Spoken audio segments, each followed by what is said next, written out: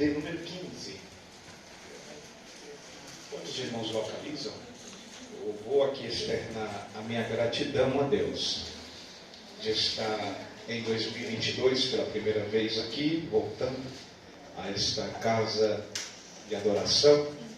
Agradecer a Deus pela vida do anjo, o pastor Walter Lúcio, sua família, que Deus continue abençoando grandemente. Trago um abraço do nosso pastor Alexandre Alves, ao pastor Júnior, que Deus continue abençoando sua família divina, seus filhos. Gratidão enorme. E feliz também por agora vocês estarem aqui mais próximo, mais perto, aos obreiros aqui da casa, a cada um. Fiquei muito feliz em ver o nosso irmão Elias, sua filha, Maria Lúcia, ou Malu. Deus continue abençoando. A gente vai falando o nome dos irmãos no decorrer da mensagem.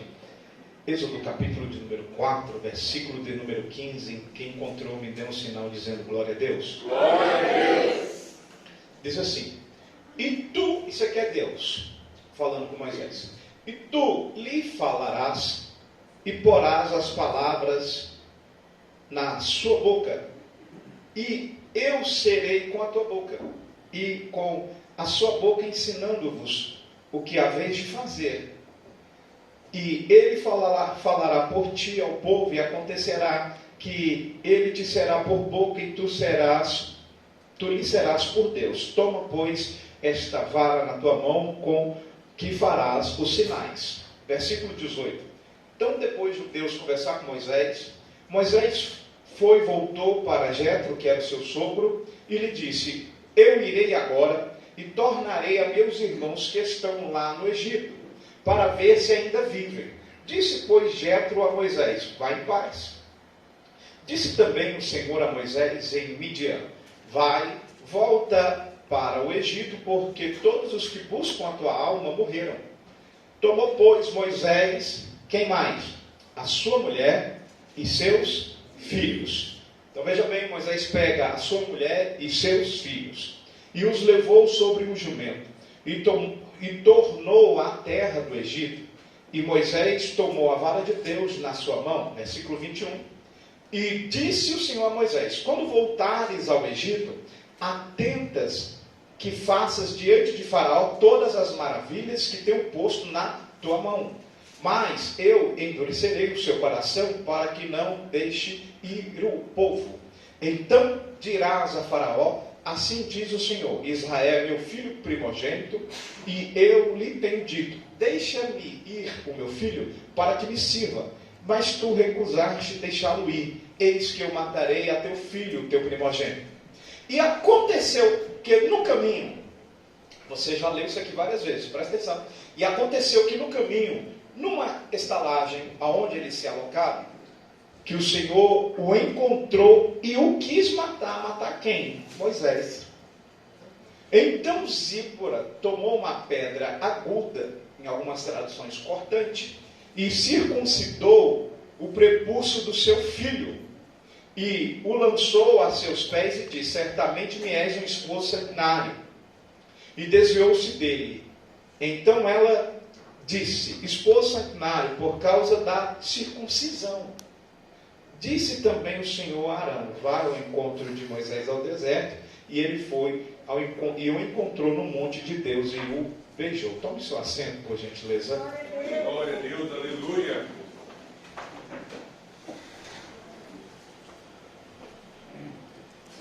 Queridos, o texto que lemos aqui, eu preciso voltar lá em Gênesis, capítulo de número 17, versículo 10. Para quem é bom de memória, vai lembrar que Gênesis, capítulo de número 17, Deus está conversando com Abraão e fala para Abraão que faria a partir dele uma grande nação e que haveria necessidade da instalação de uma aliança perpétua. Que aliança era essa? Era a circuncisão do seu filho ao 8º dia. E essa tradição, ela vai passando de geração para geração. Toda vez que nascia um menino ao 8º dia, deveria circuncidar o prepúcio. A Bíblia diz que depois que Abraão veio a falecer, a história se volta para Isaac. Vale lembrar que Abraão já estava na terra prometida. Abraão morava em Canaã. Mas por alguns motivos ele decide ir para o Egito, depois volta. Isaac também decide tomar essa decisão por causa da fome. Depois que Isaac veio a falecer, a Bíblia ela vai direcionar a sua história para a vida de Jacó. E os irmãos sabem muito bem que Jacó, ele é aquele moço que teve um encontro com Deus no Vale de Jaboque, onde Deus muda o seu nome e diz para ele, dizendo que iria transformar a sua geração em uma grande multidão para dar continuidade na promessa que ele havia feito a seu avô Abraão. Pois bem, Jacó ele vem a ter filhos, e quando ele chega na quantidade de aproximadamente 10 filhos, o seu filho mais novo, por nome José, ele era um menino diferente. A Bíblia diz que Jacó o amava. Dentre a sua família, Jacó tinha um carinho especial pela vida de José.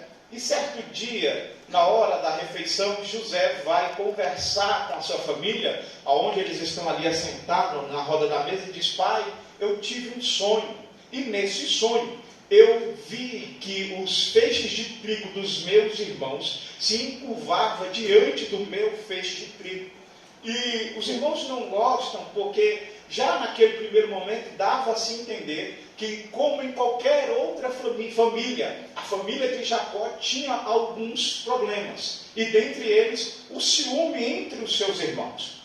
Depois, algum tempo depois, José, novamente numa roda, conversando com a sua família, fala para o seu pai, dizendo: pai, eu sonhei que 11 estrelas, o sol e a lua se encurvavam diante de mim. E o pai pergunta: filho, será que por acaso você está dizendo que nós, os seus irmãos, eu vou me encurvar diante de você? Ele diz: eu ainda não sei, pai, mas foi o que eu sonhei. E esse último sonho foi a gota d'água para que a família de Jacó sofresse um abalo. Que abalo foi esse? Os irmãos vão se lembrar que eles tramam para matar José, mas Rúben diz: não vamos matar José. Rúben queria buscar José ao final do dia, depois voltar para casa, mas os seus irmãos, em vez de matar José, vendem ele para os ismaelitas que estavam passando, e depois os ismaelitas vendem para o povo do Egito. A Bíblia diz que José vai parar na casa de Potifar, ele que era um líder de uma certa cidade próxima do Egito. E quando José vai crescendo, vai ganhando confiança, eu me apaixono pela história de José, porque não é o lugar que faz José mudar o seu caráter. Não é o lugar que faz José mudar a sua forma de agir, o seu jeito de ser. Repare que em todo lugar que José estava, em todo lugar que José passava, ele mudava a história das pessoas que estavam em sua volta. A Bíblia diz que mesmo diante de toda dificuldade, sabendo que não veria mais a sua família naquele momento, sabendo que ele era um escravo, a Bíblia diz que ele trabalhava de tal forma que ganhava a confiança das pessoas, como também ganhou a confiança de Potifar. A ponto de Potifar olhar para ele e falar: você agora não é mais um escravo, você é administrador dos meus bens, administrador da minha propriedade. José ele era um homem tão interessante, tão inteligente, que até a mulher de Potifar decide olhar para José com outros olhos. E quando percebeu que José não mudava pela circunstância, não mudava pelo local que ele se encontrava, pelas pessoas que estavam em sua volta, ela então levanta um falso testemunho. Os irmãos sabem disso. Tem muitas pessoas que, quando chegam em uma casa triste, se entristecem. Mas tem pessoas que, independente do lugar que ele ou ela está, a alegria acompanha ele. E isso não é errado, porque a circunstância não pode moldar o nosso caráter. Quem molda o nosso caráter, quem molda o caráter da sua família é Deus. Não é a circunstância financeira, a circunstância da saúde, não. Quem molda o nosso caráter é o Senhor Jesus Cristo. E é por isso que você está aqui hoje, nesta noite, porque Deus cuidou de você, Deus cuidou da sua casa, cuidou da sua família, e mesmo diante de tantos desafios, de tantas dores, de tantos machucados que a vida já lhe proporcionou, você continuou sendo um verdadeiro adorador, uma verdadeira adoradora do Senhor Jesus. José, ele não muda, e mesmo assim ele vai parar na prisão. E quando ele estava na prisão, a Bíblia diz que lá dentro da prisão ele ganha a confiança dos carcereiros. Ou seja, ele continua sendo a mesma pessoa quando ele estava preso, quando ele estava na casa de Potifar, quando ele já estava sem a sua família. Ele poderia se revoltar, ele poderia mudar, ele poderia virar um marginal, ele poderia virar uma pessoa ruim, mas ele não vira, porque a circunstância, o local não mudava o caráter dele. Eu quero liberar uma palavra profética. Não importa onde a sua família está localizada, a situação não vai mudar a tua família, porque Deus cobre a tua família com o sangue dele, com a graça dele, com a proteção dele. Eu acredito nisso. Glória a Deus, aleluia. Tem pessoas que estão preocupadas, pessoas falam comigo: olha, eu estou preocupado porque o meu filho vai estudar em tal lugar, porque a minha filha vai ir para tal lugar. Eu quero lhe dizer, não importa onde ela vai, se estiver com Deus, Deus vai guardar, Deus vai livrar, e as pessoas que estão em volta vão ter que se adaptar ao jeito dela. Aleluia. Eu acredito que quem toma conta da minha família, da tua família, não é um linguarudo, não é um fofoqueiro. Quem toma conta da minha família, da tua família, é o Deus que tudo pode, é o Deus que tudo vê, é o Deus que tudo conhece. Aleluia.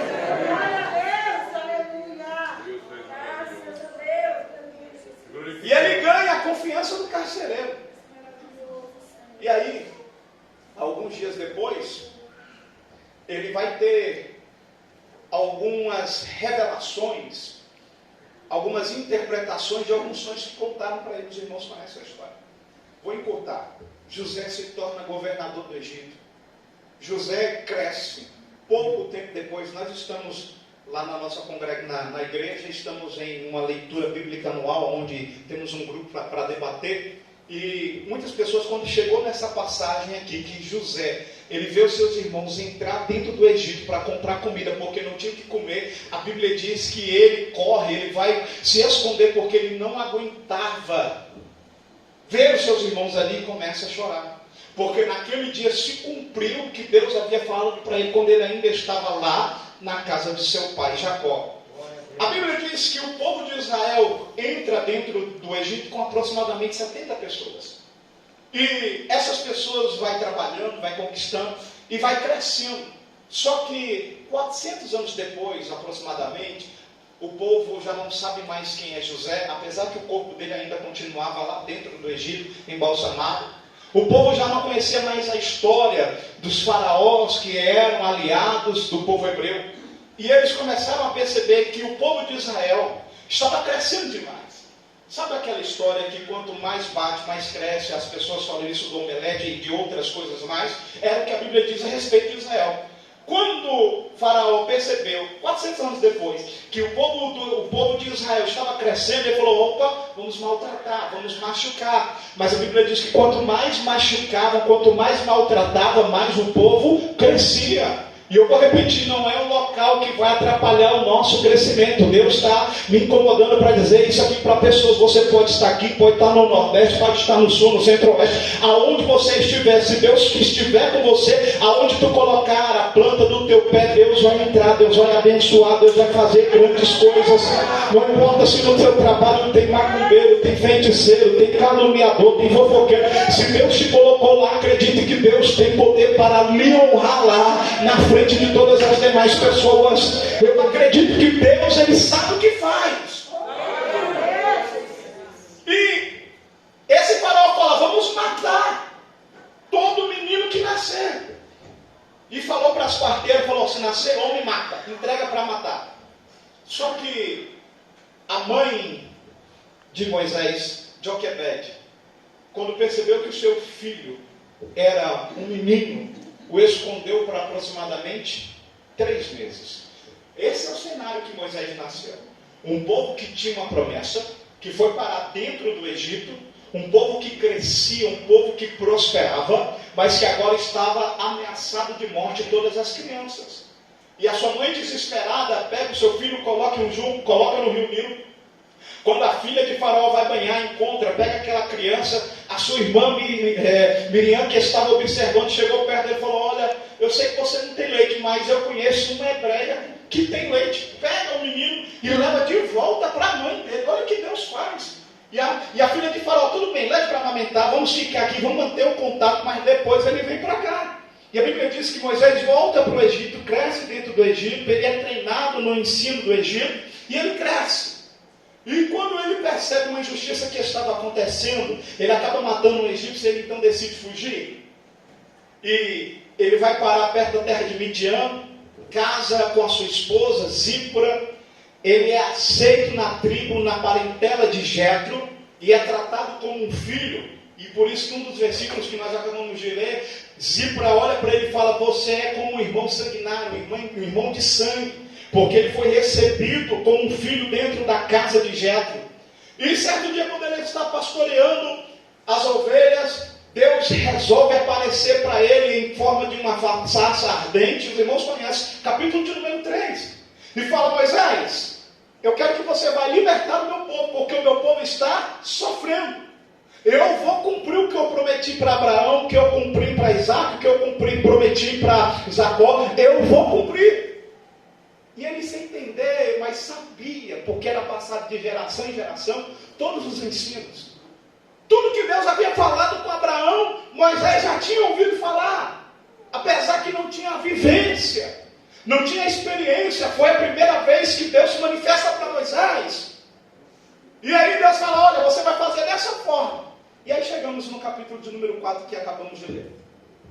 Deus chama Moisés e fala: olha, você tem que buscar o meu povo. Ele questionando, fala: não, Senhor, eu não sei falar. E Deus fala: não se preocupe, porque eu sou o que sou, vou colocar as palavras na tua boca.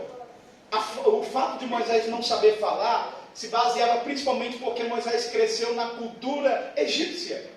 Então, para ele poder falar mesmo a língua dos israelitas, dos hebreus, era difícil, travava. E Deus fala: não se preocupe, já preparei Arão, o seu irmão vai te ajudar. Ou seja, mesmo diante de toda essa circunstância, ele conhecia quem era sua mãe e quem eram seus irmãos. Arão, Miriam, ele tinha escutado. E aí, depois que Deus mostra os sinais para ele, ele decide, versículo de número 18, que acabamos de ler, voltar e conversar com o seu sogro. E fala: olha, você é quase como um pai para mim, e eu tenho que ir visitar os meus irmãos, saber como estão. Não tinha WhatsApp, não tinha telefone, eu preciso saber se eles estão vivos. E o seu sogro fala: tudo bem, vai em paz, que o Senhor te abençoe. E quando Moisés pega a sua esposa, pega os seus filhos, ele vai no caminho, coloca no jumento e vai andando. Chegando em um certo lugar que a Bíblia não relata onde, e essa passagem aqui ela é tão rápida que muitas pessoas leem e não entendem. E quem lê, percebe, não corre atrás para saber o significado. Por que está escrito aqui? Qual era a vontade de Deus para a vida de Moisés? Libertar o povo de Israel. Aí você fala: mas pregador, como assim? Deus fala para Moisés, conversa com Moisés, faz o sinal com Moisés da vara, da mão, da água. E agora aí no capítulo de número 4, Deus queria matar Moisés. Não estou entendendo. Mas como assim? Se Deus chamou ele para libertar, por que Deus queria matá-lo? E aí tem algumas verdades que eu queria compartilhar com os irmãos aqui. Primeira coisa, se eu fosse tematizar esta mensagem, eu queria tematizar a seguinte frase: prioritário é cumprir a vontade de Deus na minha família. E eu vou repetir: prioritário é cumprir a vontade de Deus na minha família. Quando Moisés fala: não, está tudo bem, vamos andando, eu vou cumprir o que Deus está falando. Deus olha e fala: Moisés, não é dessa forma. Provavelmente Moisés adoeceu, a ponto do desespero chegar dentro da sua casa. Ele estava tão bem, e de uma hora para outra está doente. Aqui vai a mente do pregador: Moisés não podia nem levantar da cama, e eu vou explicar o porquê eu penso dessa forma. Quando Zípora percebeu que Moisés poderia morrer, o que ela fez? Ela falou, eu preciso resolver essa situação. Primeira verdade, para uma família se dar bem, ela tem que entender que todas as pessoas envolvidas são responsáveis pela felicidade do seu familiar. Todas as pessoas envolvidas são responsáveis pela felicidade do seu familiar. A felicidade da minha esposa tem que estar acima da minha felicidade. Por quê? Porque se a minha esposa estiver triste, não tem como eu estar feliz. Se os meus filhos estiverem tristes, não tem como eu estar feliz. Zípora era uma mulher que estava atenta. Como ela percebe qual era o motivo que Moisés iria morrer, a Bíblia diz que Deus ia matar Moisés. Ela pega uma pedra pontiaguda ou cortante, vai lá onde estava o seu filho Gerson, e faz a circuncisão, cortando o seu prepúcio. E ela olha para Moisés e fala, Moisés, é a circuncisão. Moisés, é a aliança. A mensagem que Deus passa para Moisés é, Moisés, como você quer cuidar das outras famílias, se você não cuidou da sua? Como você quer ver a felicidade chegar na casa dos seus irmãos, se você não cuidou da sua casa? E é até compreensível, repara o que eu vou dizer, é até compreensível Moisés não ter circuncidado o seu filho. Por quê? Porque Moisés ele cresce aonde? No Egito. Moisés sabia dessa tradição, isso não estava escrito em lugar nenhum. Era uma tradição que passava de pai para filho, de filho de avô para neto, e ia passando. Moisés sabia, mas ele não fez. A outra parte da sua vida foi aonde? Na terra de Midian, com seu sogro Jetro, que não tinha contato com a cultura de Israel. Mas o mais interessante é que, primeiro, Zípora estava atenta à circunstância, à situação. Quando ela percebe que era a circuncisão, o que ela faz? Ela toma uma atitude. Às vezes você sabe o que tem que ser feito para a sua família melhorar. Às vezes você sabe qual é o caminho que tem que ser trilhado para a sua família crescer. Só que você joga essa responsabilidade para o outro. A responsabilidade de fazer a circuncisão era de quem? Do pai. Mas quando Zípora percebeu que Moisés não poderia fazer, ela automaticamente assume a responsabilidade e fala, eu vou lutar pela minha casa, eu vou lutar pela minha família, e o que eu puder fazer para ver o meu marido vivo, eu vou fazer. Ela poderia até falar, não, eu não vou cortar o prepúcio do meu filho. Ela poderia falar. Mas ela entendeu que para a sua família poder se levantar e continuar, ou seja, para a sua família evoluir, progredir, ela tinha que se sacrificar. Ela tinha que tomar uma atitude. As pessoas estão perecendo porque as atitudes estão apenas nas palavras. Já pensou se ela fala, não, outro dia eu faço, outro dia eu vou atrás, outro momento eu vou fazer. Não, ela pegou rapidamente e falou, eu já sei o que é. Eu acredito que o Espírito sopra no seu ouvido e fala, é a circuncisão. Resolve este problema. Não tem como prosseguir se a família não estiver no mesmo propósito. E aí, agora a pergunta é, Zípora era hebreia? Não. Zípora nasceu no Egito? Não. Zípora, ela nasceu, tinha algum vínculo com Israel? Não.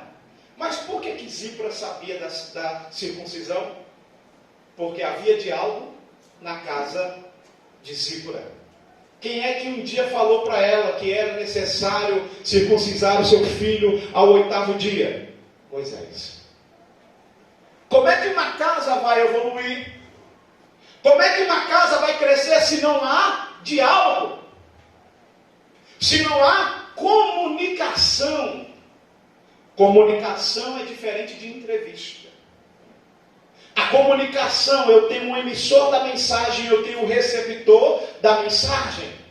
Para a comunicação ser perfeita, quem emite a mensagem tem que ser claro naquilo que fala. E quem recebe a mensagem tem que prestar atenção naquilo que está sendo falado. Qual é o grande problema hoje nos casais, nas famílias? É que quem fala, pensa que falou tudo, mas não falou nada. E quem ouve, muitas das vezes não prestou atenção em 10% daquilo que a pessoa falou. Geralmente, quando um casal vai discutir, acontece esse cenário. Uma pessoa está tentando se justificar.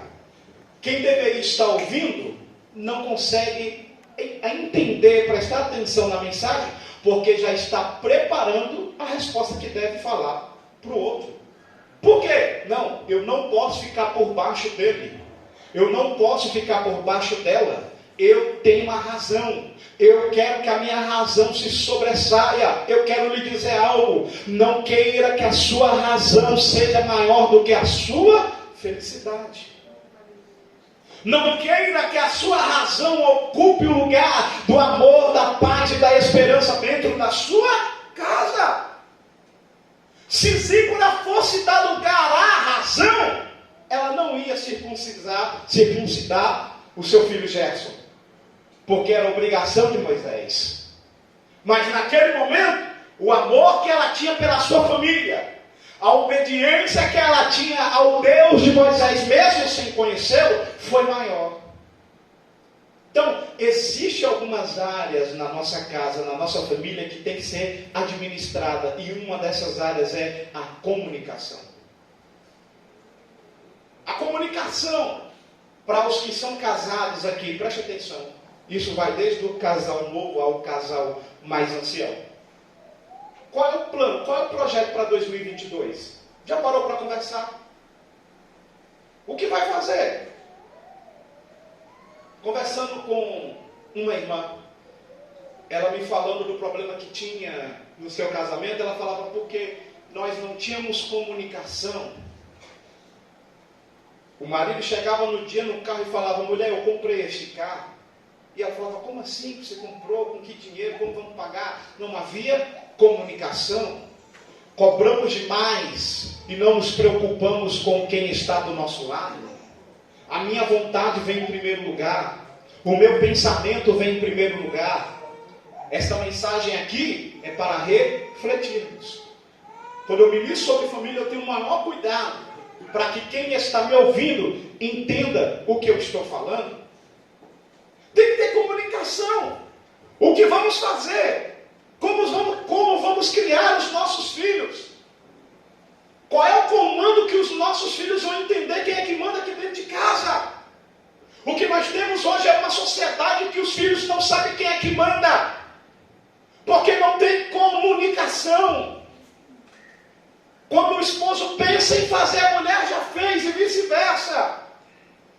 Não tem comunicação. E quando nós observamos isso aqui, não adianta ser pregador, não adianta ser o libertador de Israel. Deus não vai continuar no negócio se não estiver de acordo com a vontade dele. Aleluia.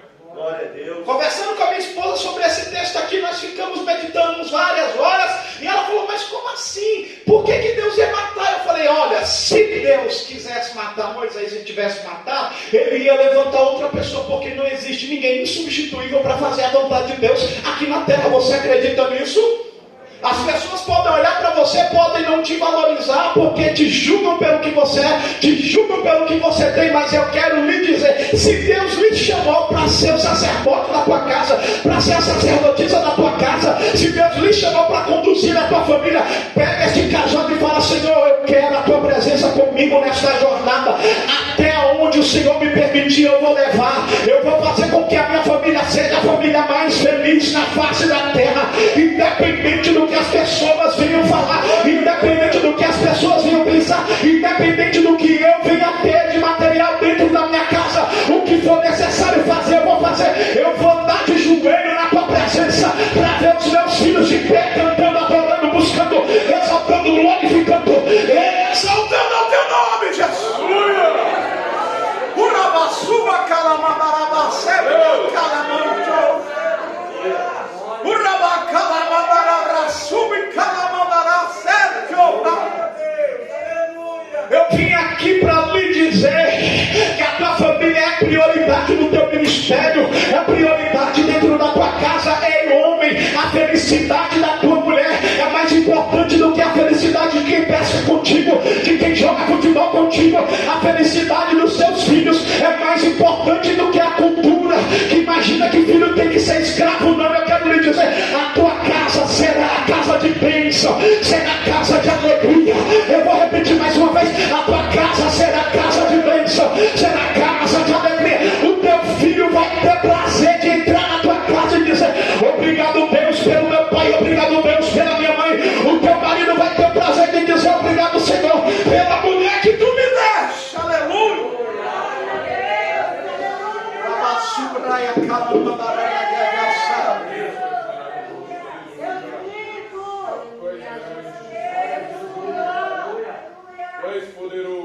Aleluia. Aleluia. Zípora é a grande responsável por Moisés conseguir entrar no Egito. Você entende a profundidade disso aqui?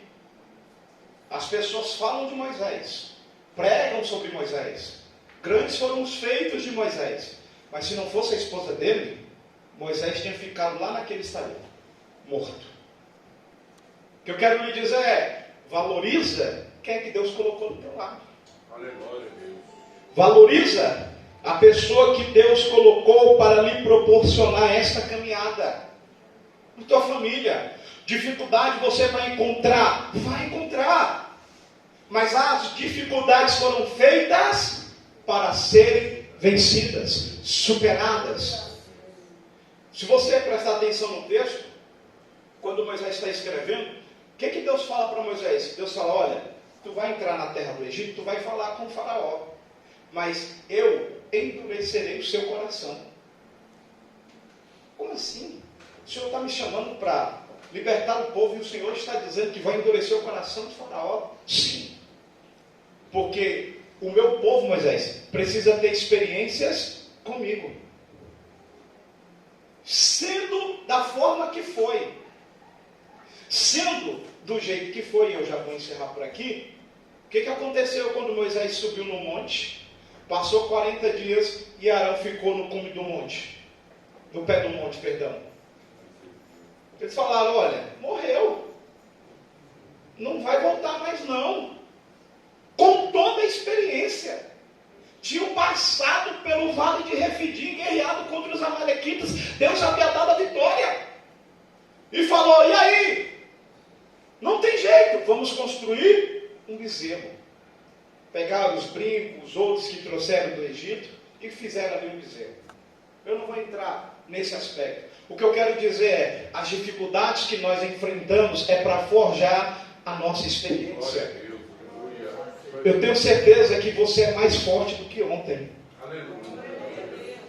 Quando o seu filho chega para você e fala: mãe, eu vou morrer, e você pergunta: por quê? Não, eu estou com um grande problema. Mas qual é o grande problema?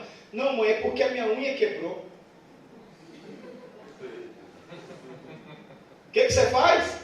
Você fala: filha, vai nascer de novo, vai vir outra.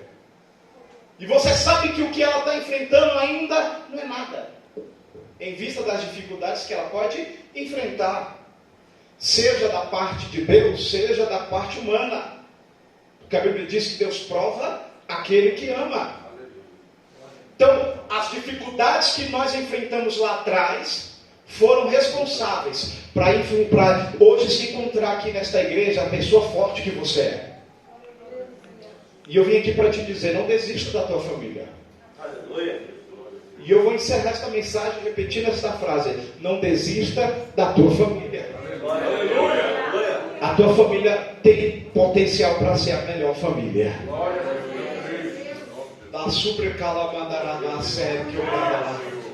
A tua família tem potencial para ser a melhor família do Guará. Eu acredito nisso. Mas por que, pregador? Porque Deus está no controle do teu barco. Pregador, estou passando por algumas dificuldades. Conversa com Deus. Veja, pai, o que eu preciso fazer? Qual é a saída? Qual é a solução? O Espírito Santo, como soprou no ouvido de Zípora, também sopra no teu ouvido. Não há nada impossível para Deus. Se Deus quiser fazer, Ele faz. Agindo Deus, quem lhe impedirá? Eu acredito nisso.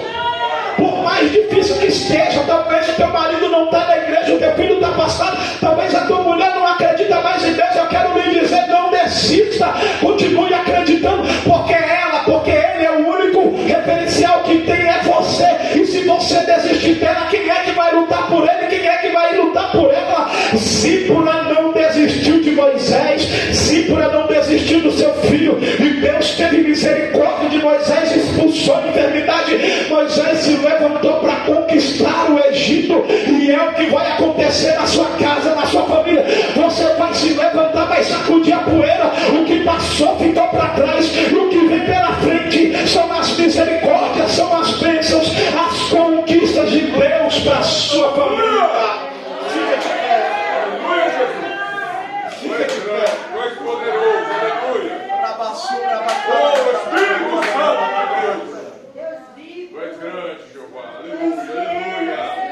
Espírito Santo. Eu quero convidar aqui na frente pessoas que estão passando por qualquer tipo de problema familiar. Vamos apresentar a tua família aqui. Em um ato simbólico, em um ato profético, você vai vir aqui diante do altar e falar: Pai, eu te apresento este problema. Eu quero lhe convidar a vir aqui na frente e entregar na mão do Senhor o seu familiar, a sua família, quem está precisando de algo da parte de Deus, porque enquanto nós estamos aqui orando, eu acredito que Deus pode ir lá fazer o milagre. Eu acredito que Deus pode ir lá fazer o milagre na tua